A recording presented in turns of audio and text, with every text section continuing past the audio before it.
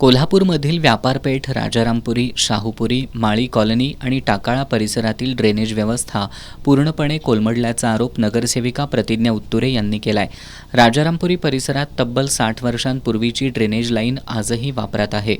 1967 साली टाकलेली 4 इंची लाईन आजच्या वाढलेल्या लोकसंख्येला आणि व्यावसायिक वाढीला अपुरी पडतीये. दरवर्षी सुमारे 10 कोटी रुपयांहून अधिक कर या भागातून महापालिकेकडे जमा होतो. तरीही सांडपाणी रस्त्यावर वाहत असल्यानं नागरिक त्रस्त झालेत. 24 ते 30 इंच व्यासाची नवीन ड्रेनेज लाईन टाकण्यासाठी या भागाला विशेष पॅकेज द्यावं, 2026-27च्या महापालिका अर्थसंकल्पात विशेष तरतूद करावी, अशी मागणी उत्तुरे यांनी महापालिकेच्या आयुक्त के. मंजुलक्ष्मी यांच्याकडे निवेदनाद्वारे केली आहे. दरम्यान महापालिकेकडून शहरातील ड्रेनेज लाईन नसलेल्या भागात ड्रेनेज लाईन टाकण्यात येते. सम्राटनगर, प्रतिभानगर, विद्यापीठ परिसरासह इतरत्र मोठी ड्रेनेज लाईन टाकली जाते.